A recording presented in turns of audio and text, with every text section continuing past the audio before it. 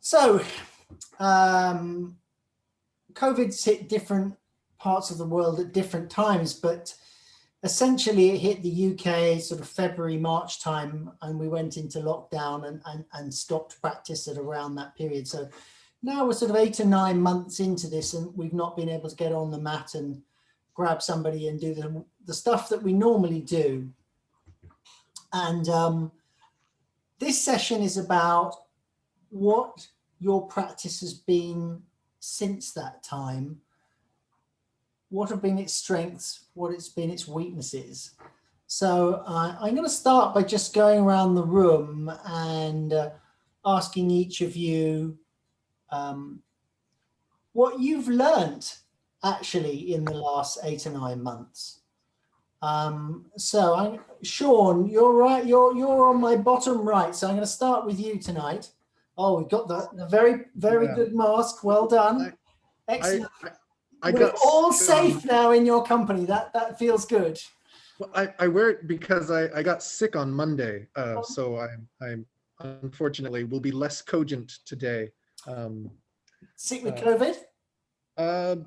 Possibly just a flu.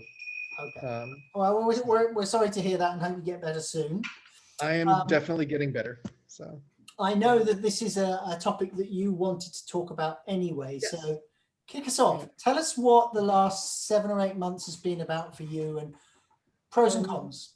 Yeah. So, initially, my approach to sort of being forced to be by myself is to sort of go through the thought experiment of what would it be like to try to learn from O-sensei directly.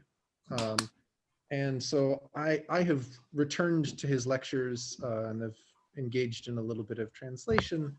And that's sort of one of my approaches. And I've learned that just, I think despite their reputation as being terribly abstruse, I think he's actually very, very clear on a number of things. So for example, he says that, Aikido comes from the place of sort of building up the special part of yourself, which is kami. And you have to read a little bit further to sort of see what he thinks about kami. But that's been my approach, is to just sort of go back to O-sensei. But this is a very sort of bun side of things, right? Just sort of reading, right? This isn't physical practice. Okay, just explain to everybody else what bun is. Yeah. Bun is literally, it means deep learning or culture. It was said of the sort of ancient samurai traditions, right? It was sort of bu, bun, ryo, do. And O-sensei mirrored this by saying Aikido is 50% bu and 50% bun.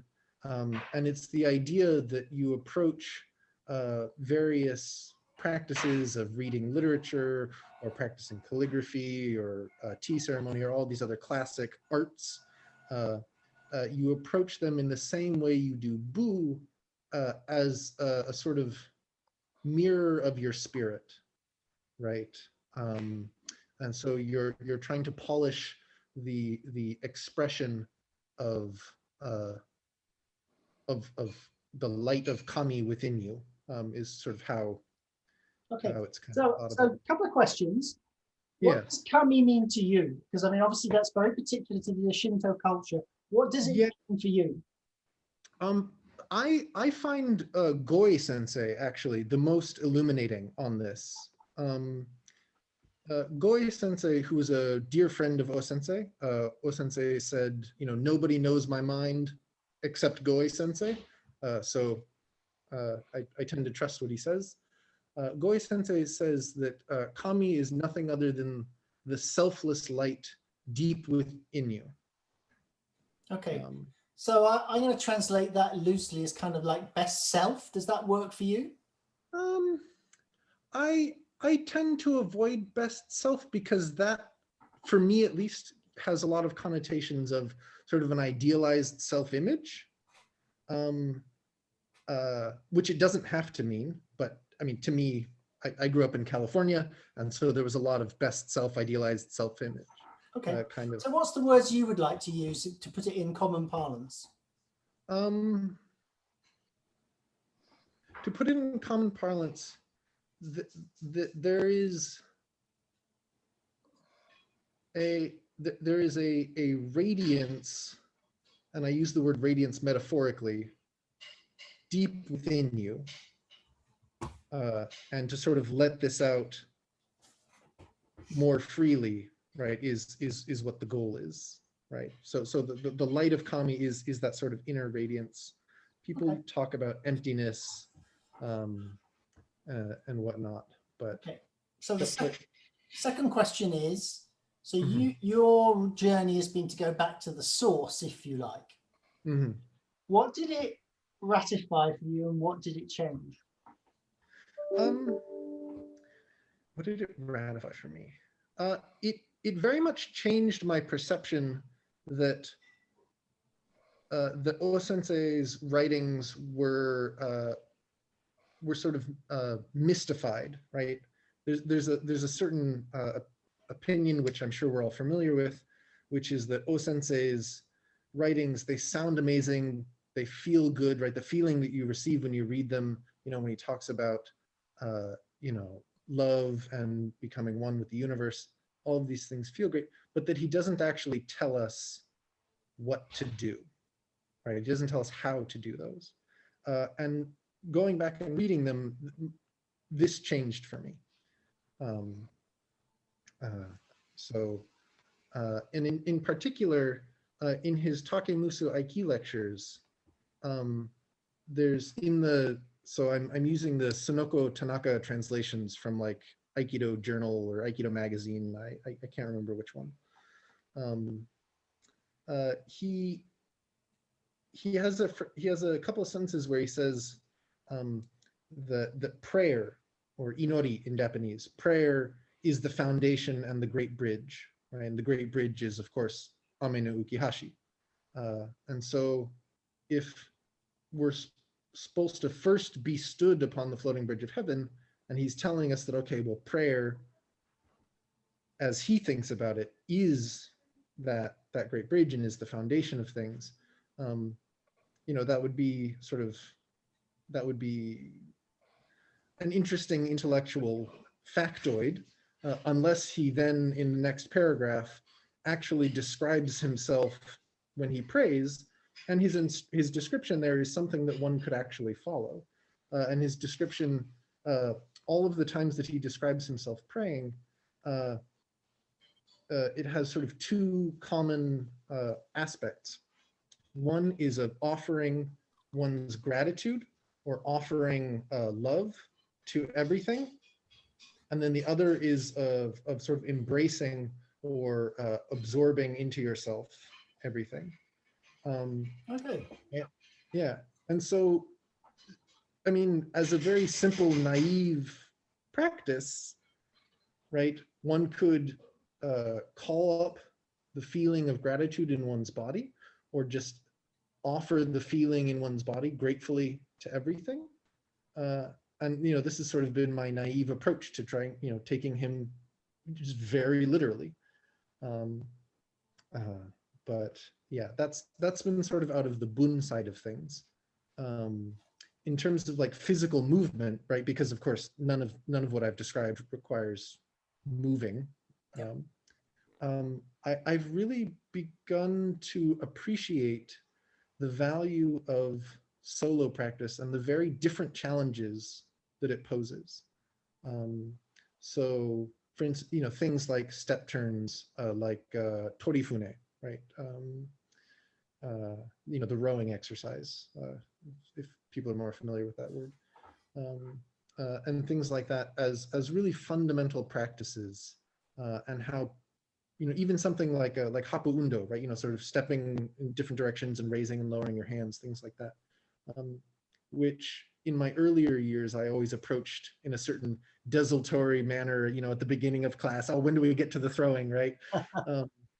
Now I see as really, really fundamental practices, and practicing them by yourself presents a whole host of new challenges, I think. Can I stop you there? Well, Because I'd really like to explore what those new challenges were and what you learned from that. But I think I want to go around the room and see what others thought. absolutely. So brilliant start. Thank you, Sean. Piers. Can you come back to me? Yes, I can. John, you've been doing, John Slocum, you've been doing a lot online, I know. So I'm really interested to hear how you fared. Yeah, I've been using the Zoom platform for teaching. I've been doing 3 lessons a week to the students that were wishing to do that on Zoom. It's been very challenging. But I've also been taking lesson as well. Personally, I've been taking lesson from Gordon, who's here, and Charles Harris, which I've been really enjoying so much. But the teaching has been totally incredibly interesting, the way that I've had to reformat everything from teaching in class, where you would show a technique a few times and then throw in a few bullet points and then go around the class and see how everyone's doing, to what we've got now with the Zoom, where I'm doing shadow aikido. It's incredibly more difficult, and I'm having to express myself a lot more, which I didn't really do before. So I'm learning to come across a lot more. Interestingly, I've got a blind student in my class, and he says that he can follow the classes quite easily on the Zoom platform. Amazing. Amazing. So your practice, so for you, has the period been actually a fruitful one? Or otherwise? Oh yes, I'm thoroughly enjoying it. I've stayed fit. I've kept my weight. I'm doing more Aikido than I did before. Instead of once a week for an hour and a half, I'm doing about 5-6 hours a week now. So it's been beneficial to me. Okay, so at the end of all of this, when there is an end, hopefully we'll get to an end. When you're back on the mat, what will you maintain of your current practice? Do you mean will I carry on teaching it on Zoom? Well, yeah, will you?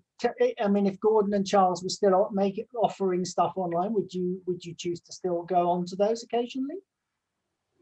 Almost definitely. I've been thoroughly enjoying it. It's great just going back to being a student again, and it's with no pressure. So I've really enjoyed it. So John, can I just ask you how many years you've been practicing now? 52 years. I think that's a wonderful attitude. Thank you so much. Okay, I'm going to work up my screen, which is you, Gordon. So you've just had this wonderful plaudit. What's the last 8 or 9 months brought for you? Well, I'm speechless after what John just said. Well, that's a first for you, isn't it? Probably. It's been great and not so great. Obviously, we can't practice with people in person, so that's the negative. The upsides, and there've been a lot of upsides. Some things haven't changed. You know, we do 3 classes a week. Monday is very much the body movement class, and as you know, we draw a lot on the teaching of Moshe Feldenkrais. So I've been following his teachings, and I do 1 or 2 lessons for myself for the last 12 years. So I introduce those into the class. I don't specify them as Feldenkrais. I call them a body movement, because I think they are known to other styles. Feldenkrais kind of put them into a structure, but they weren't his original ideas. He got them from somewhere else. For the other classes that we do, the focus is very much on introducing the breath. And I think John can confirm that. So we always start with some variation of 1 or 2 breathing exercises, and then we layer that in with a simple physical movement. And that simple movement could be just walking. Then we take that into, keeping that sense of the breath and the physical movement, how are we going to do this into something that looks similar to an Aikido technique? Right? So for myself, I feel that our learning in the last 7 months or 8 months or whatever it is has just been on an upward slope. I got to say that. So would you, I mean, lots of these things that you could have done and have been doing to a lesser degree or greater, I don't know, you've been doing them anyway prior to doing them online. So what is it about this current period that's made it elevate? I think it's allowed us to kind of look more inwardly, because now you don't have the pressure of a person attacking you. And so we've kind of moved inwards and taking the simple idea of using a breath and combining it with a physical movement. So we actually stress ourselves physically while we're doing these movements. So they could be an Aikido movement, or it could be a push-up, simple as that. But taking that, I found it's got its application into my everyday life, especially where I've got, you know, say I'm in an uptight meeting and it's a little bit edgy. Turning back to the breath exercises that we do in every single class, I find that just helps to calm things down and makes the meeting go more smoothly. Beautiful. Sometimes you don't get to a resolution, but you feel better about it. Right? Yeah. No, really, really great. Thank you, Gordon. Liz and Alex, so you choose which one of you kicks off. I suppose, yeah, thank you. Thanks for that. Yeah, it's been a bit of a strange year for us, actually, because it's not just been COVID-19 disruption to our practice, but we've had to deal with very serious health issues within our own family. So almost as soon as COVID kicked off, and I'll let Alec tell you about this, I'll just take it from my point of view. I'll let him tell it from his point of view. But he got strange symptoms with his eyes and his vision, and it turned out he had a very substantial tumour on his pituitary gland, and it was very serious.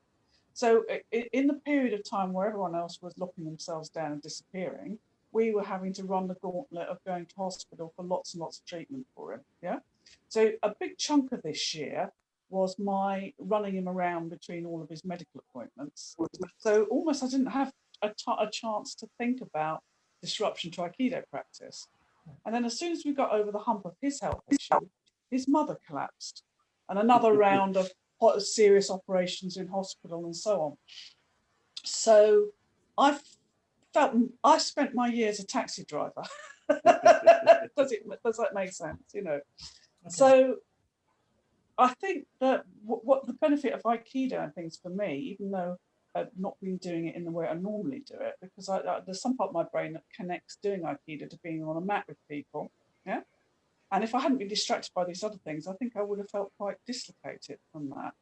But actually, I've had a lot of opportunity to practice Aikido in daily life.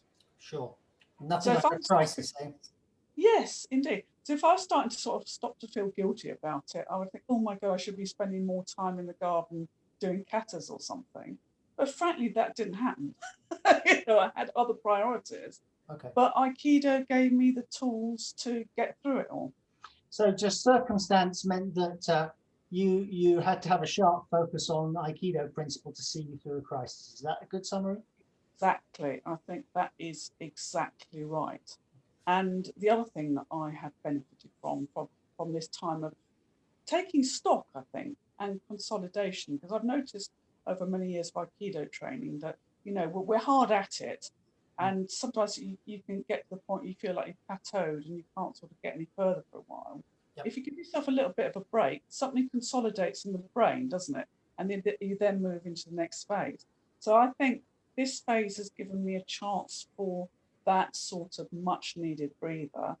And also I've been doing something which I've never really done before, which is stray outside my own immediate Aikido community and talk to people from other Aikido backgrounds. And I've learned a lot. So I'll say thank you very much all for everything I've been hearing you all say for the last X months. And I think I'll shut up now and let Alex say something. Yeah, it's been an interesting. this is just going to throw Throwing water at water me. everywhere. That's quite normal. Yeah, an interesting year because it's not every day you find that you've got a tumour the size of Satsuma sitting right slap bang in the middle of your head. So there was a whole lot of exercises around getting out of hospital and getting back home and getting well again and getting fit again, get my eyesight back again, driving again, and getting back to work. So there was a lot of focus on where I wanted to go. That doesn't necessarily sound like an Aikido thing, but you know, when you're on the mat, you've got to know what you're trying, you know, what it is you're doing, where you want to be. So there was a lot of, I guess, the more spiritually minded people would talk about visualization and things like that. That's not particularly my basket of fruit, but I think that describes it fairly well. Alex, I want to tell people that you came back online, so to speak, in remarkably quick time. So I know when you were ill and I know when you got better. It's just such a quick process. So did you really sort of go back to your Aikido training to see you through this, and do you think it helped you get there quicker as a result? It definitely helped me get there quicker. And I probably wouldn't have had the tools without the training. But then it's having the instinctive feel to reach for the tools. Yes. And it wasn't really a conscious decision, it was an instinctive decision. Which, in a way, the best Aikido is instinctive. Yeah. The interesting thing from there, though, was getting back to work. Because the other thing, once I got over the immediate physical issues, I could get back to doing work from home because the offices were closed. So actually, it worked fairly well for me. You know, COVID actually gave me an easy route back. And the thing I wouldn't allow myself to do was to milk the condition. I wanted to get back to work, get back to as full work as I could, as quickly as I could. And I set myself an exercise of sorts, which was to try and do the right thing as much as possible. Now, that sounds very vague. How do you know when you've done the right thing? Do you get a nice warm fuzzy feeling? And I've found over the years, the best feedback for me on knowing whether I've done the right thing is, do I toss and turn at night, trying to get to sleep, mulling over, thinking about the things I should have done and didn't, or the things I did do and shouldn't have? And the reason you toss and turn is because you know damn well you've done the wrong thing. That works for me. And yes, that's been my sort of way of disciplining myself to take my full load of the work and to make, instead of making the easy decisions, to make the right decisions at work. So I have colleagues who do the easy thing and not necessarily the right thing. I think we all have those. And yes, that the calmness that comes from doing the right thing as well, because you don't have internal recrimination, you can then just, your meditation becomes, I don't know if deeper is the right word for it, but stronger. Yeah. Well, I think being at peace with yourself is kind of the key there, isn't it? Yeah, absolutely. So that's what I've been working on. Yeah, well, that sounds like a really fruitful task. Thank you, Alec. If you don't mind, I'm gonna move on. But if there's anything more to say, then all of you come back with more stuff if we get round the room. Joanna, so I know you've been incredibly active online. You've visited all sorts of classes, all sorts of people. Tell us what it's done for you. Okay, I'll talk a little bit on the mat and off the mat. I have been, obviously, I think I'm the youngest one here in Aikido years or in life years, maybe. I did my Shodan test last December, and it became a journey studying for the tests, like about 5 months, helping the other students that was also doing their tests. And I begin just like a really deep research of what is about Aikido in my body, body awareness, and etc.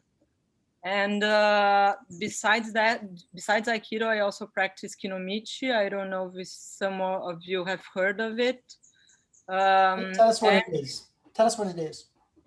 Kinomichi started with Mestre Noru, Sensei Noru. He was a student from O Sensei, and he moved to Paris, and then he changed everything that he was studying with Aikido to a more, Kinomichi means the extension of energy.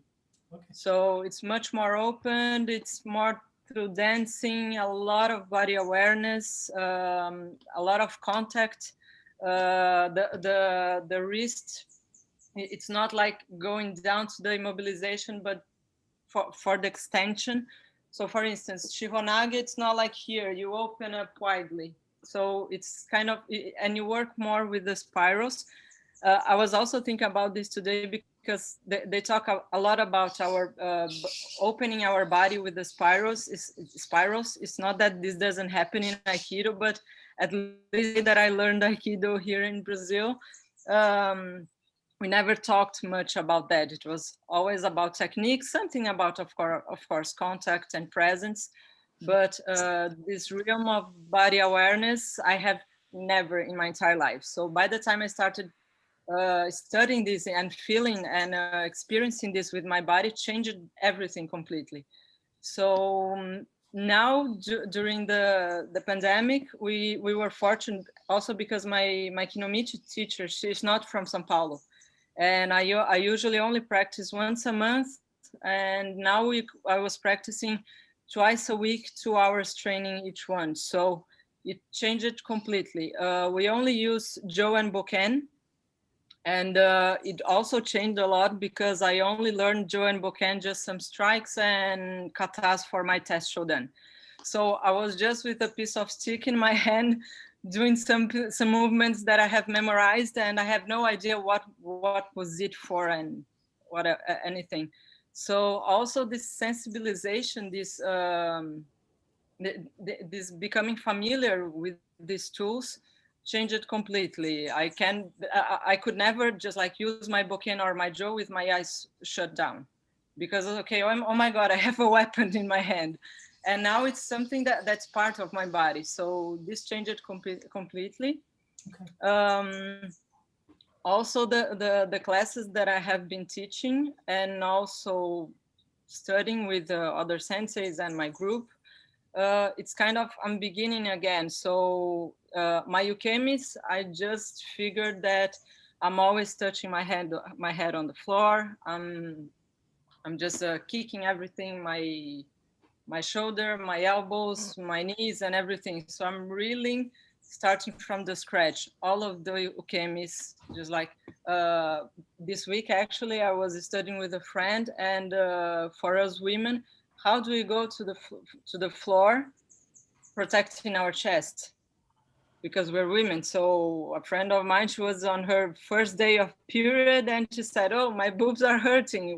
What can I do right now for not to hurt myself when I go from a ikkyo to the floor?" So what happens to this? So it's kind of starting from the scratch. Just if I open a puzzle, all of the techniques, all of the movements, what happens to my body as a whole, not as something that I'm doing with my hands or my arms. So you have the opportunity to do quite a lot of practice, or still physical practice with people in various dojo. I know you've been locked down for a while, but you have managed to get some sort of practice in. Tell me a bit more about your online practice and what that's brought to you. My online practice, it has been really sharing with each other. So we are talking a lot more in our classes. We are questioning and answering more, or just like if one student of mine said, okay, this is helping to my breast, what's going on? And I said, okay, let me try something. So we're always exchanging, we're always trying together, and this open completely to really try my body other ways that I can do these movements. Just like tiny little movements. How are we massaging our foot on our warming ups? Why do we do that? Okay. So do you think that if you had not had this opportunity, you would have learned as much?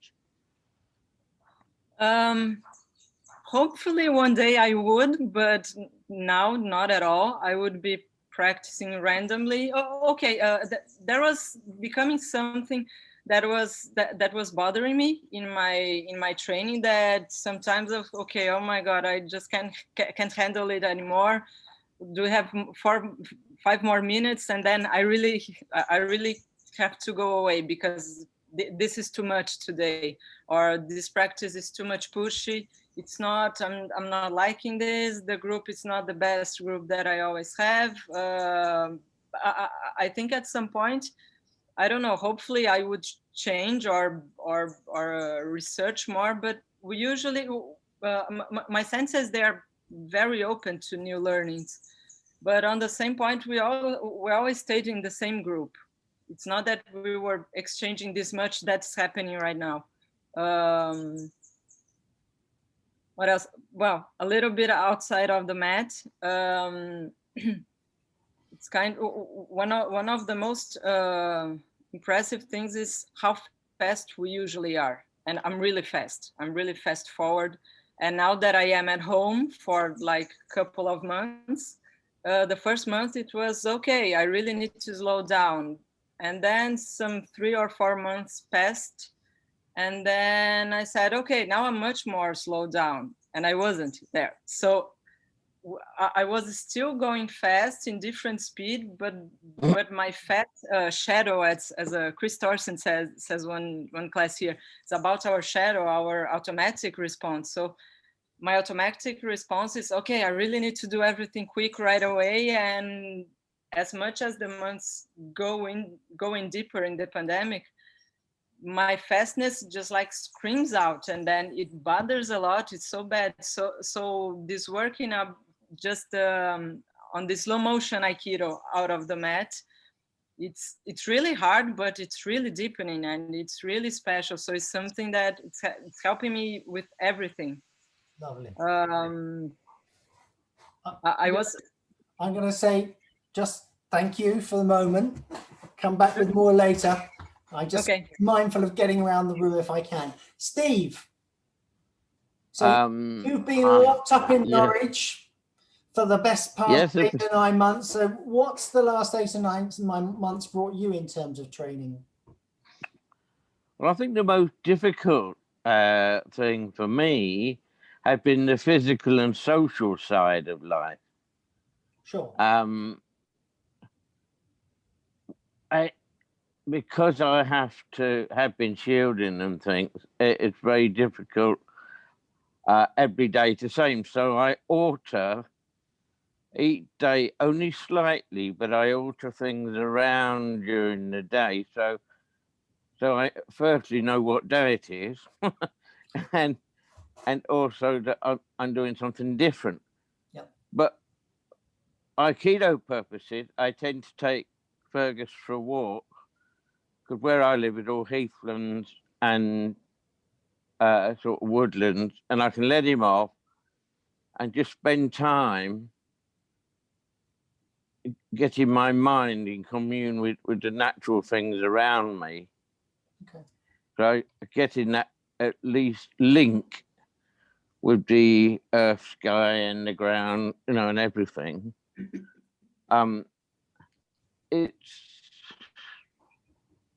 I think what's more worrying to the extent that I have to then even more plan to find different ways of shopping. Sure. Can I keep you on the Aikido front, because I'm mindful of that?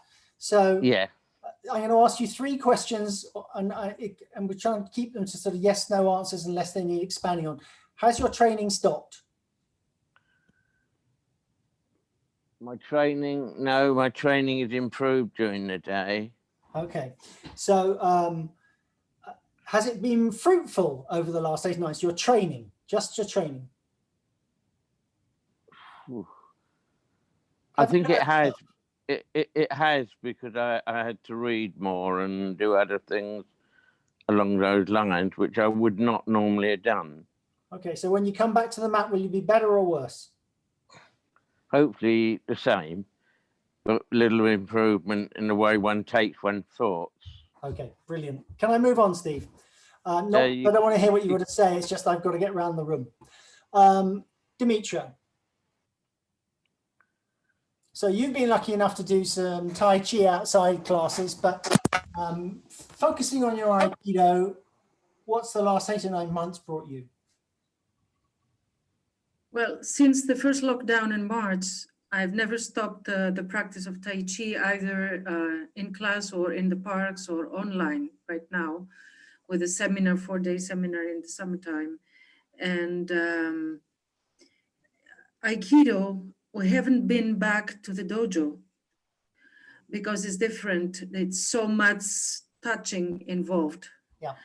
And, but what I've been doing is that I do a lot of practice, a lot of like Jo Kata by myself, that I know I always love Jo Kata. And then the same thing that I've been doing during the COVID in Tai Chi practice, that when it comes to partner work, working with a partner, we do, for avoiding to touch each other, we do shadow Tai Chi or shadow Aikido. Just connecting with the energy of the other person without touching the hand or the actual body. And this is what I've, in my own time, private time, I try to do this with practicing Aikido, different Aikido techniques, with imagining, you know, an energy attack from the other side, either linear attack and try to do these shadow movements with myself, practice the different techniques by myself. Which actually, it was not so difficult because of my background in Tai Chi. Tai Chi is also called in Chinese like shadow boxing, because you always have an imaginary other person in front of you that you are responding to or connecting to. So it's always been, there has always been an awareness of another shadow energy next to you or in front of you. So this has made my practice of Aikido techniques alone somehow easier. So has it deepened your practice, kept it the same, or what? Well, in a way, yes. Well, certainly, yes. I certainly miss the touch and the techniques we do with partners and touching and all this connection. But I have certainly gained a lot. I would have never looked so much more inward, developing the shadow techniques in such a way if I didn't have this prohibition now that's not allowed to touch. Plus that thinking of what the first speaker said, Sean from with the mask. Will do. Yeah, he talked a lot about his O-sensei and his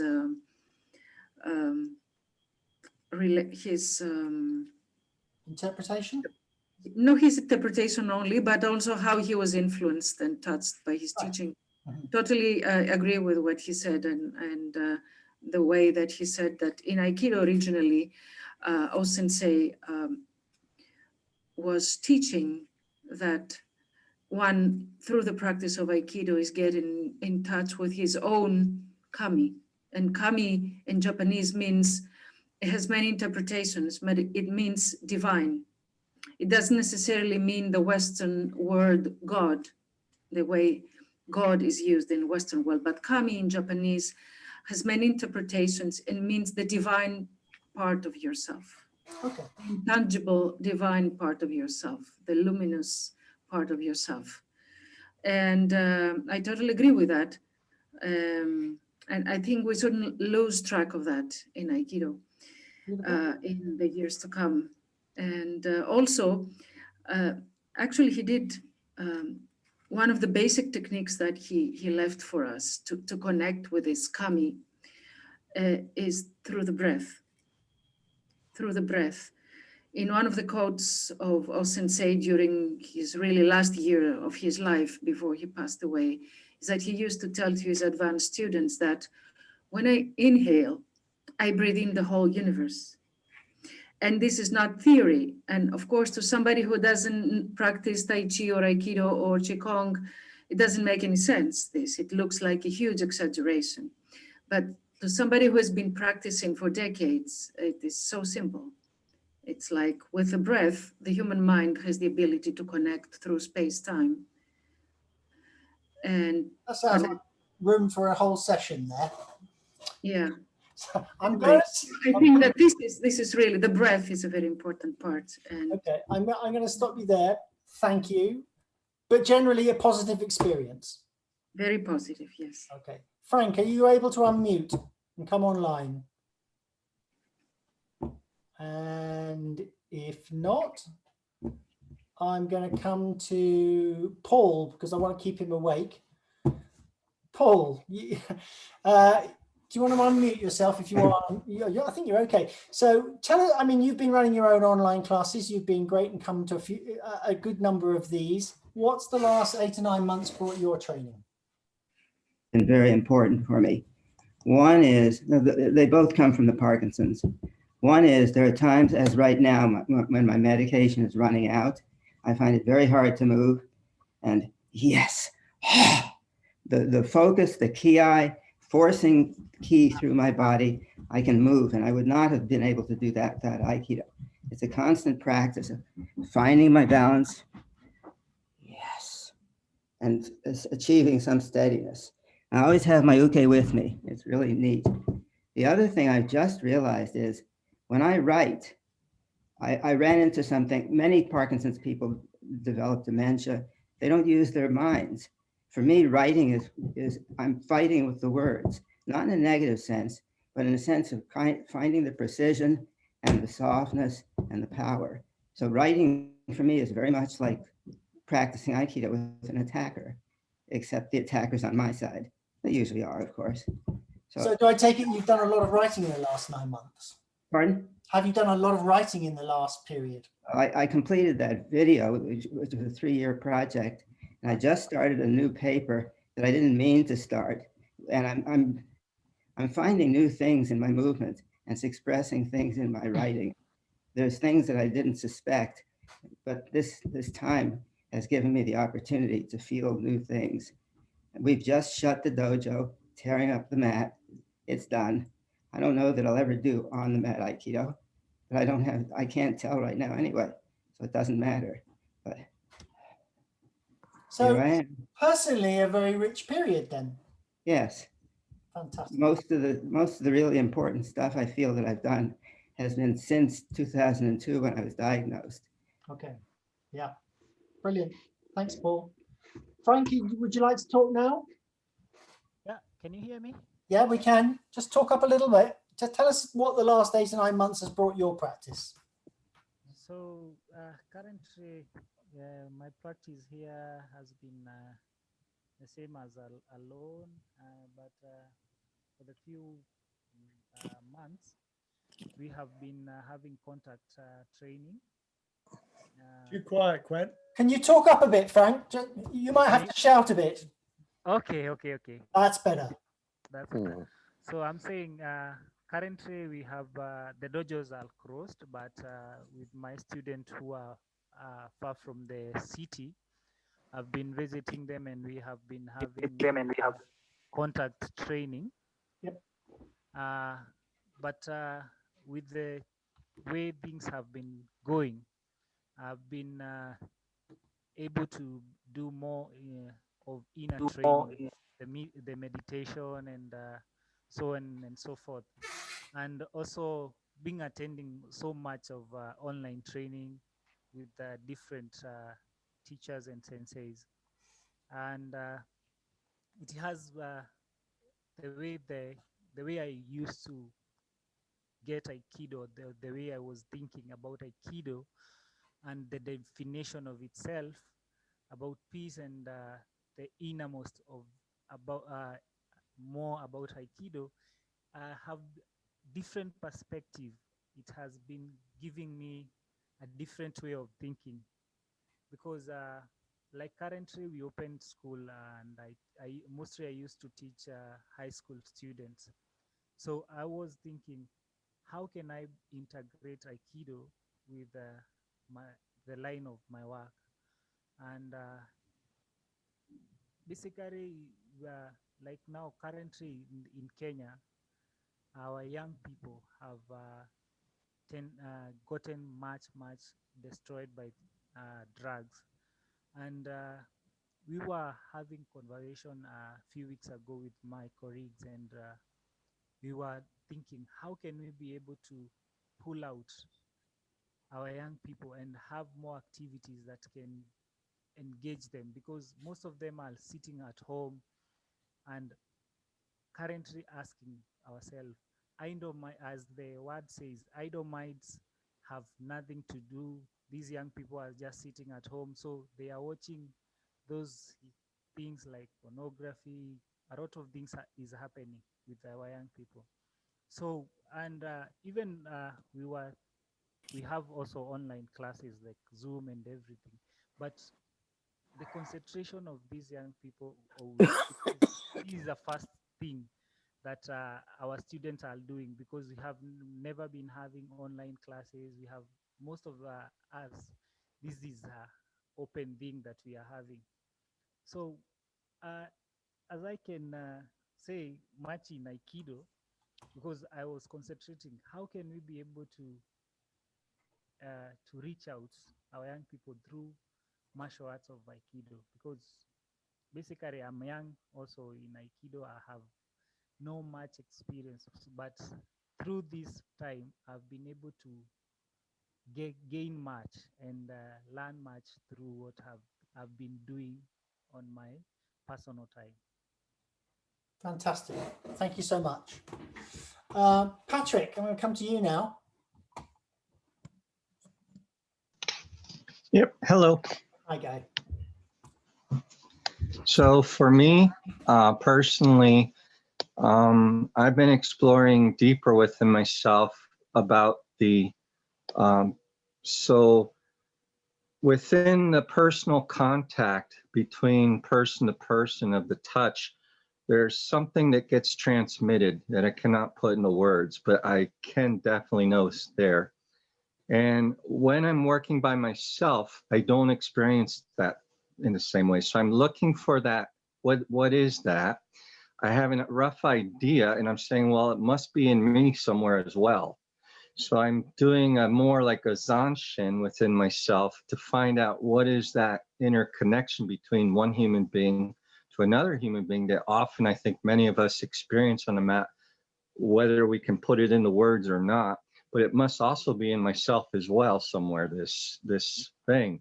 And so I'm trying to find, I've been thinking of ideas to explore and how I can come into deeper contact with that. And I've been doing it in other ways, like through my Jo practices and etc. And then like when I interact with, like, we have a bunch of plants around the house, and I'll go and like I'll smile at a plant, right? Something as dumb as that to a lot of people. Say, you know, why are you doing a weird practice like that, right? And then if you kind of just do it with open feeling that maybe something might be there, a lot of times I can feel like a smile comes back to me. It's hard to put into words because it's working on a level that's not a concrete a level, like when you touch an object or something. Anyways, that's about it for me right now. So suffice to say that your practice has might have changed a bit, but it's carried on and been fruitful. Yeah, very much so. Because I use it then when I'm interacting with, even like between us right now and the people in the group, right? Sure. So there's obviously, I see you physically on the screen, but there's something that gets carried in your tone and your voice that I can pick up on, right? Deeper. We all know that with babies do that, right? They'll pick up on tone of voice and so on and things like that, right? So yeah, so there's a lot of interaction you can do. like even your expression on your face, how you're rocking your head, you know, this way, etc. That conveys things to me, right? The smile that just came, see the smile that just came to me? There's an interaction going on in here. So I'm playing with the deeper meaning in myself with that as well. Beautiful, thank you. Linda, you've had your coffee now, so you should be well perked and ready to tell us all. Hello there. Still working on it, but at least I'm not standing around making it in the kitchen. Yeah, I have, there's been kind of a convenient confluence of events for me with the whole world going on Zoom. I had a problem with my left toe that I think led to a problem with my right knee. The things that have been troublesome for me are that dropping down settling. I couldn't do that until Monday when my physical therapist found the right muscle that was the problem. And so that just bending my knees and settling and also turning has been a problem. So I've been kind of forced off the mat anyway. You know, none of it's very major stuff, but really annoying if you're trying to do Aikido. My practice has been almost entirely online. We have some classes in the park that I've gone to and mostly done photography. I've been able to participate a little bit here and there. But I've been doing this, which I really appreciate. It's a great way to, you know, get a different view of Aikido. My teacher, Dave Goldberg, has been doing a Monday night meditation class on Zoom, which has been great. And then on Friday evenings, Robert Nadeau does a discussion from his dojo, well, from his house, but you know, his thing. So I've been participating in those, leading my own thing on for my dojo, an online discussion similar to this, inspired by you, on for our dojo on Thursday nights, and then we have a Tuesday night moving class. So that's been my practice, and it's been a pretty good routine, and I like the balance of it. But what I've really noticed about this whole situation is that I have needed to make a big shift toward, I am working on making a big shift. I am not there yet, about bringing my own self-discipline and momentum to it. Because when you have to show up for class, you're like, oh, okay, you know, I've been thinking about other things today, but class is at 6:30, I'll just go. You don't need to bring a lot to the party. You just show up. Oh, great, we're doing warm-ups now. You know, you do what you're told. It's all kind of input. And even if you're the one teaching, got to be there at 6:30. I got to think of something to do. You know, there's a structure to it. And I'm finding I really need to bring my own structure and create my own momentum, because left to my own devices, you know, I haven't been writing like I should. Right now I'm working on my websites, making some progress. But still owe me a story for my book. Yes, I do, darn it. Actually, maybe I have a few. I'll get to work on that. It's hard to think of one that's worthy of the book, but I'll come up with something. But, so do you think you would have learned what you have learned in the conventional manner? As quickly? Not the same things. Not the same things. Yeah. I mean, there's certainly a lot of stuff I'm missing that, you know, I think I feel like I've, you know, if there were different tracks of knowledge, I feel like, you know, this one's kind of stopped, but this one's taken off a little, you know, so I've definitely picked up on some things I've done. I've participated in several big seminars, which has been really cool, hearing lots of different perspectives on training or Aikido or history or the meaning of life, the universe, and everything. But for me, that big thing is having to bring my own structure, my own discipline, create my own momentum, instead of just, you know, do what there is to do today and have dinner and go to bed. So that's my learning edge right at the moment. Fantastic.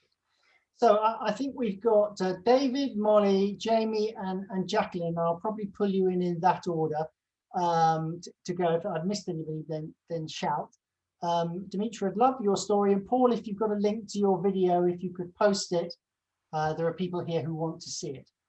So David, what's the last 8 to 9 months brought you in by way of training? Has it enriched it?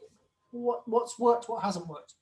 Well, my only consistent Aikido practice is really attending this weekly chat, which has been fantastic. Really enjoyed the time. The sharing of knowledge that you guys have imparted has been really good. So that's been my consistent practice, and I think this has been beneficial to me in a number of ways. I have been doing some online teaching with local instructor, which John knows. Nick Waits has been doing some stuff, been working with Nick, which has been great. But I've also enjoyed doing Zoom things with like Mary Heine and Kimberly Richardson on the west coast of the US, which I wouldn't be able to do normally without flying several thousand miles, which has been fantastic. So the Zoom has been quite great. It's been good from that point of view. I've also enjoyed watching the likes of Paul Linden Sensei and Jamie Sensei doing stuff on the embodiment conference. That was really cool, and most of my embodiment conference I watched the Aikido teachers teaching, which was great. So I've done a lot of Zoom, but I'm almost zoomed out. I've decided after 6 months I've had enough of Zoom, to be honest. And I'm still doing, this is my second or third call today, and it's getting ridiculous. Yeah, but I haven't really. I'm missing my time frame for the week. I don't know which day of the week it is because I'm not in the dojo. I used to recognize which day of the week it was by which dojo I was in. I had 4 different ones to go to, and now I have no idea where I am. So Thursday is my point in the sand. I know where I am on a Thursday. But I've been doing lots of other practice. I'm out walking every day. I'm doing lots of Feldenkrais stuff, doing other embodiment stuff. Yeah, well, we'll see what happens. When you go back, but I do miss the mat. Sure, of course we all do. When you go back, will it be richer, changed practice for you? I'll be changed a number of reasons, partly to do with these conversations, partly to do with all the Feldenkrais stuff I've been doing, partly to do with watching other teachers that I've seen and some of the things that they've done and demonstrated. I would like to think I'll be better and different.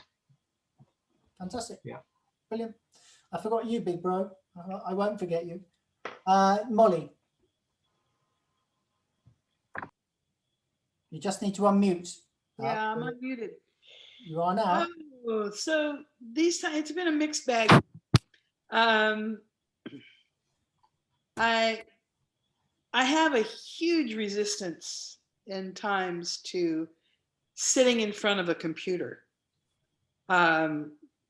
I just do. I would much rather be out. Like right now, we've finished Rains. It's absolutely stunningly beautiful outside, and I'm indoors. It's like, so I have spent time on different Zoom classes. Has expanded my field of connection with teachers from, kind of all over the world, which has been really nice. Living in this, well, semi in the Bay Area. I mean, our area is rich with teachers just in general. And there's so many offerings, like every day there's something. So a lot of it has been pick and choose for me. I have liked being part of a global Aikido through the women's solstice seminars. Has been really a wonderful addition to life. And I'm tactile, I mean, that's my first way of engaging the world is through touch. And then visual comes, and then auditory comes. So it's really this touch stuff that I engage in. Because of my life situation, I don't make a separation between Aikido on the mat and Aikido off the mat. I just feel like I'm Aiki all the time. Okay, so right? question. So when you had your accident, that took away many parts of what was you considered yourself, and you had to go from there, and you did it brilliantly. So now you've had another lot of stuff taken away from you that you consider part of yourself. Where's the learning? Oh, well, some of the learning was saying to Michael Friedel that I'm not doing Boken practice, and Boken is almost impossible for me because of my handedness. I can do some Joe work. There's a lot of that online, but my Joe has been my circle hoe out on the land. I'm out on the land a lot, and I feel in commune, if you will, with O Sensei, and that whole way of being connected to everything that is. I mean, the idea of talking to a plant, I've been talking to plants since I was a child, and I had to learn to not let the adult world know that. And it wasn't until I hit, I think I was by 18, that I was able to have enough sense of myself to re-engage that language and that connection, and not care if people thought I was weird when I talked to trees, that kind of stuff. So when we come back to actually touching, it's clear to me that I have gained some huge asset in this 9 months. Fantastic. And I mean, I live with a partner. I can train with him physically. That's We not don't fair. do- There's no need to boast. There's no need to boast. You've told us about your weather. Now you're telling us about your aikido partner. It's just not fair. Okay, and I haven't forgot. I missed you too, Vitali. So apologies. So I'm mindful of the time. It's just gone 8. I'm going to try and limit you to 2 or 3 minutes each for the last 4, which is really unfair. I'm sorry, but I'm just mindful. I want to be respectful of your time. So Jamie, next. Oh, I'm so good at having 2 or 3 minutes. Use them wisely, my child. Yeah. I would say for me, as Molly said, I'm a tactile person, and I'm also a very active and traveling person. So, to be home I've been pretty much sheltered in place since March. I've been to downtown trucking as far as Reno, that's it. So it's the most I've been home since I was a kid. And that's actually been very rich. It's been renewing. It's afforded new opportunities. It's parallel to not being on the mat doing physical Aikido and having this whole new space and time open up. And so for me, it's actually been a really rich time. Well, first I went in for repairs, right? And then I injured myself. So that's been one thing, but that's just been more recent. From the start, I kind of embraced it, and it's been a very rich and generative time. Starting the solstice seminars has been awesome. Looking at COVID around the world, connecting with all kinds of different styles, Aikidoists, people. I just feel like I've always expanded, but you can only do so much physically, and I tried, right? I'm on an airplane here and there and there, going everywhere, but not have to do that. I can do even more sitting here. So the connections have really been tremendous, I would say, and really rich. This is such a rich group and discussion every week. And, there have been others I participate in, others I've been organizing. And so I've really appreciated that. And I'm also been really excited for the whole Aikido world, actually, to go more inward, to look at the body and the body-mind connection and energy inside, and to not be on the outward so much, because we can't, to have that inner interaction as opposed to the outer interaction with a partner. Also to look at Aikido from the extending point of view, meaning what really is the meaning of our practice? Why do we do this? What does it have to contribute and to the world that we're in and to our lives? So I just feel like it's opened up spaces that we wouldn't ordinarily go into, and that I wouldn't ordinarily go into, or that I do, but want people to go into more and connect with people more on those levels. So I found it to be, I am continuing to find it to be a really rich experience, much as I'd love to be rolling around and, flying around and doing all those things. It's also a time kind of reflecting on, well, what and how do I want to be doing Aikido and all of these things that I do in my life, so that after this period, when we do kind of come out of the worst of this pandemic, do things differently. Yeah, really to do them differently and in a richer way, and to be putting the inner and the outer together more, have more connection to self, and then how that relates with others. So I'm finding it to be a very rich period, actually. And I think that it's so important to me. That's Aikido. How do we blend with what is? And this is what is. This year has been what is. Obviously, I'm having a very deepening experience from this injury, and going through that and feeling, and that's been training. You want to talk about training, just to deal with this the last few months and to be healing is, there's Molly, like, yeah, no one knows more than Molly, and has been also an inspiration to me through this in terms of, training gets us through. This is training in and of itself, and all those inner connections, and how does healing happen, and what's our Aiki energy and all of that, and our love and community. And so, yeah. That's beautiful. I'm going to cut you short there.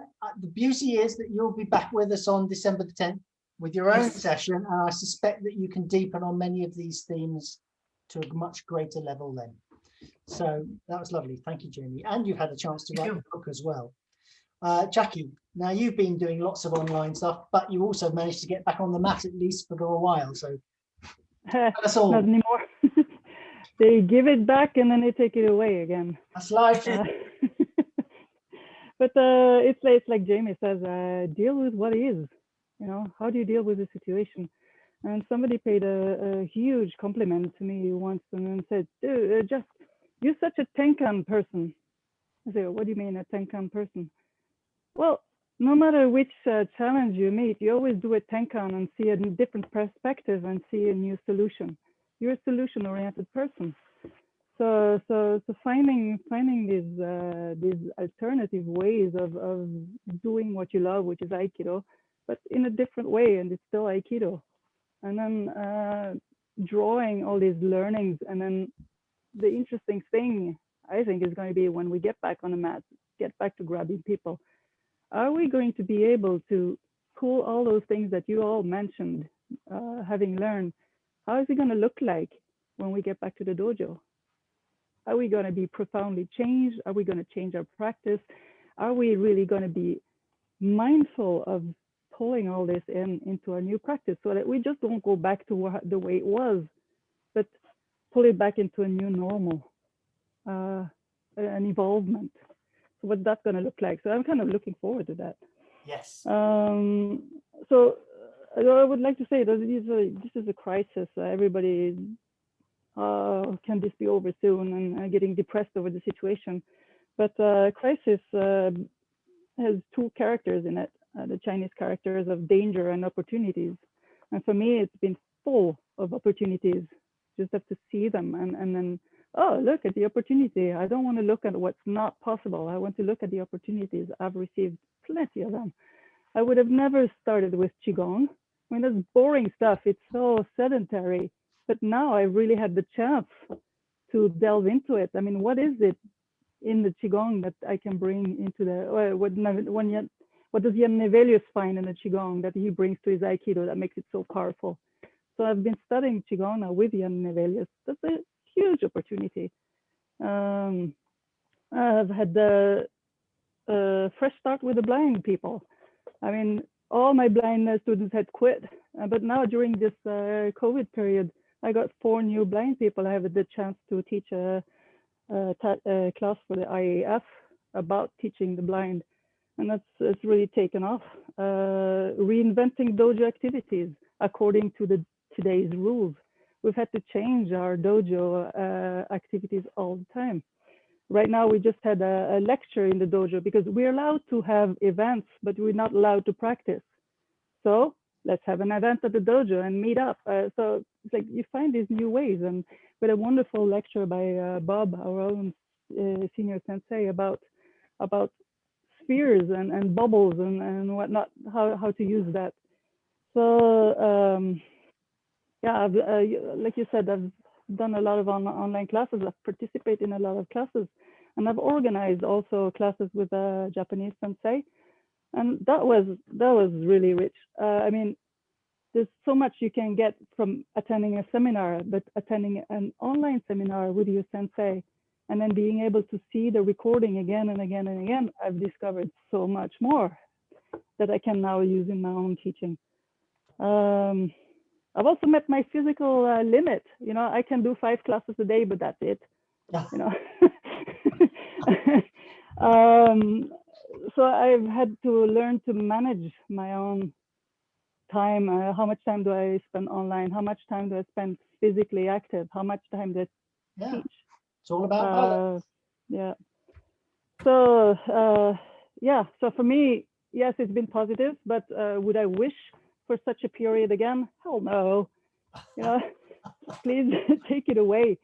Okay. But I'm gonna stop you there. That was wonderful. Let's finish on a high. Piers, big bro. Well, that's very kind of you, Quentin. I'm like that. I know. Positive things out of this. I've really enjoyed delivering the online classes. What's been really nice is reuniting with old students, which has been fantastic from all across the world. That's been a real joy. Probably the biggest revelation, actually, a bit like Jacqueline, for me, I've enjoyed Dimitra's Tai Chi and Qigong and Chu's lessons. That's been the biggest boon for me. I've loved it. Really been good fun. Thank you, Dimitra. And when we were practicing in the dojo without touch, I think the things that was most interesting is we discovered that when you grab hold of people, that could be quite intimidating. And we were, without touching, practicing the principles and Aikido, which I think will have a real boon, a real benefit for new beginners, because it was far less intimidating, but equally as effective. So we learned new teaching techniques. As far as the online class is going, as you know, I'm struggling a bit with motivation now because running out of things to do that are different. And I like to get hold of people, and I'm missing that on-mat practice desperately. So yeah, there are lots of positives, mostly positives. But yeah, I'm really missing it now. Vitaly, just about the last. What's it done for you? Okay, first of all, I want to say that I absolutely agree with everything was said. I don't want to repeat that, but for me, there was not a lot of changes when it was locked down and all this COVID situation, because actually having disability in Russia, it means you staying at home all the time. So my teacher was coming to me every week, and I'm practicing every day with Boken and all this stuff. But what I want to say that right now the world actually is changing. So I got opportunity to see all of y'all guys and talk to you, and I would say I get more Aikido thinking every day. So we were discussing Aikido 24/7. So I think it's all the time, and I see Aikido everywhere. Everywhere I go, every movement I make in trying to do something, discuss with somebody, I see Aikido everywhere. So that's what I think it's very positive. Fantastic. For me. Thank you. Well, you're an inspiring lot. And Could I just say one quick thing? I'm sorry. And it's about Aikido in general. I think that this is an incredible opening for the Aikido world. We were talking about hierarchy last week, and to really, this wouldn't happen without COVID.